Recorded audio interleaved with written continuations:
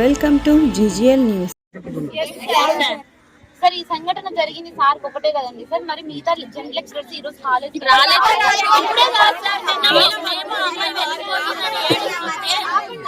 అమ్మాయి ఏడుస్తుందని మేము వెళ్ళిపోతుంటే అప్పుడే అందరు పారిపోయినారు సార్, పరిగెత్తుకుంటే సీసీ కెమెరాలు ఇక్కడ ఈ సీసీ కెమెరాలు కొన్ని చోట్లే ఉన్నాయి. అసలు కనీసం వాళ్ళ డార్మెంటరీని చూస్తే మీరు భయానకంగా తయారైపోయింది. ఆ రోజుల్లో మన ప్రభుత్వంలో పెట్టినటువంటి డార్మెంటరీ షెడ్లు తప్ప. అసలు గతంలో 2014-19లో నేను ఎమ్మెల్యే ఉన్నా ఇదే కాలేజీకి వచ్చేవాడిని. ఆ రోజున్న ఫ్యాకల్టీ మొత్తం రిటైర్ అయిపోయారు. కనీసం ఒక్క ఫ్యాకల్టీ కూడా రిక్రూట్మెంట్ జరగలేదు.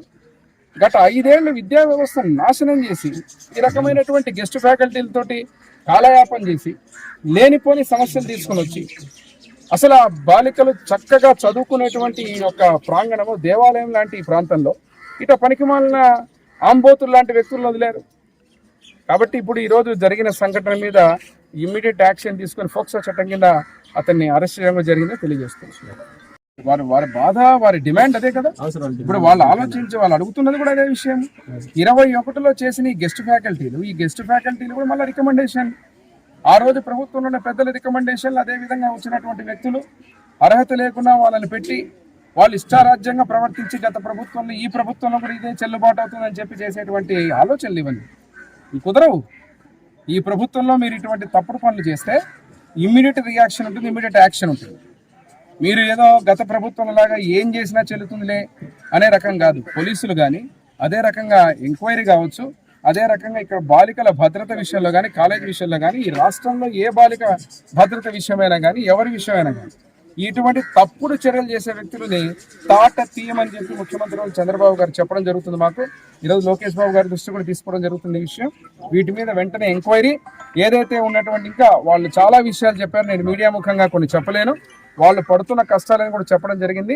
ఇవన్నీ కూడా ఈ ఫ్యాకల్టీలో ఉన్నటువంటి కొందరు వ్యక్తులు ఇక్కడ లోకల్గా వాళ్ళకి ఇబ్బందులు కలిగించిన పరిస్థితి, చెప్పుకోలేని పరిస్థితుల్లో వాళ్ళు రాతపూర్వకం కూడా రాసి ఇవ్వడం జరిగింది నాకు.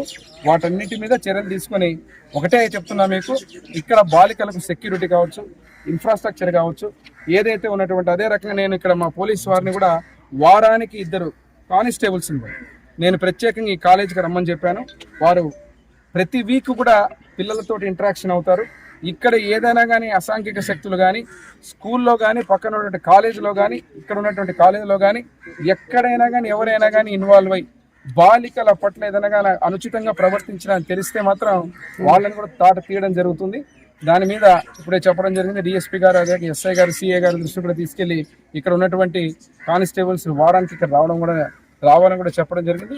ఈ యొక్క ఏదైతే ఫ్యాకల్టీ ఉన్నారో ఈ ఫ్యాకల్టీలో గెస్ట్ ఫ్యాకల్టీలో ఉన్నటువంటి అందరూ తప్పిదాలు చేసేటువంటి వ్యక్తులు అందరి మీద కూడా ఎంక్వైరీ వేసి అదే రకంగా వాళ్ళకి కఠినమైన శిక్ష ఇక్కడ నిజమైన తేలిందంటే ఇప్పటికే, ఎందుకంటే వాళ్ళు చెప్పిన వాస్తవాలతో నిజాలతో నేను అడుగుతున్నా. ఈరోజు లైబ్రరీ ఇక్కడ మొత్తం వనవాసి గురుకుల పాఠశాల బాలికల కాలేజీకి రావడం జరిగింది.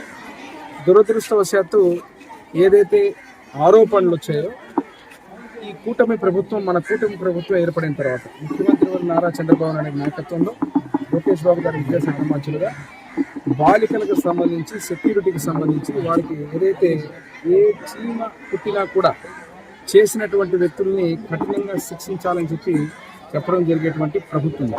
ఈరోజు ముఖ్యంగా ఏదైతే లైబ్రరీ మీరు చూశారు, ఇతను నియామకం ఎప్పుడు 2021లో జరిగింది.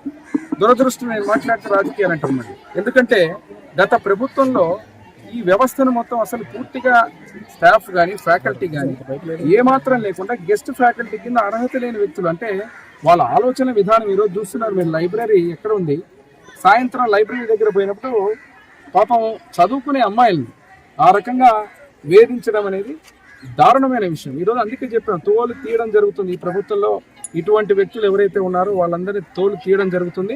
ఇప్పుడే పోక్సో చట్టం కింద ఆ యొక్క లైబ్రరీ మీద చర్యలు తీసుకోవడం జరిగింది. ఆల్రెడీ రిమాండ్ కూడా పంపిస్తున్నారు. అదే రకంగా పోక్సో చట్టం కింద కూడా కేసు నమోదు చేయడం జరిగింది. ఇక్కడ ఉన్నటువంటి వ్యవస్థలో మీరు చూస్తే ఎంత దారుణం అంటే ఇక్కడ కాలేజీలో స్టాఫ్ లేదు, లేడీ స్టాఫ్ లేదు, లేడీ వార్డెన్ లేదు. ఏదైతే ఉన్నటువంటి లోకో పేరెంట్ ఎవరైతే ఉంటారో కనీసం ఇక్కడ చదువుకోరా ఇతర జిల్లాల నుంచి వచ్చేటువంటి పిల్లలకు ఆ లోకల్ పేరెంట్స్ కూడా ఈ లైబ్రేరియన్ లాంటి వ్యక్తులే ఉన్నారు మగవాళ్ళు. వాళ్ళ భాష కనీసం మహిళలు ఎవరైతే ఉన్నారో ఆ మహిళలకు సంబంధించినటువంటి లోకో పేరెంట్స్ కానీ వార్డెన్ కానీ అదే రకంగా ఇప్పుడు బనవాసి ఒకప్పుడు మా తండ్రి గారు కీర్తిశేషులు బివి మోహన్ రెడ్డి గారు, అదే రకంగా నారా చంద్రబాబు నాయుడు గారి నాయకత్వంలో అంతకుముందు నందమూరి తారక రామారావు ముఖ్యమంత్రిగా ఈ యొక్క బనవాసి కాలేజ్ కానీ బనవాసి క్షేత్రం కానీ రాష్ట్రంలోనే పేరు పొందినటువంటి ఈ ప్రాంతం. ఇక్కడ చదువుల హబ్గా అంటే ఎడ్యుకేషన్ హబ్గా ఈ ప్రాంతం అంతా కూడా ఎంతో పేరు తెచ్చినటువంటి ఈ బనవాసి కాలేజ్.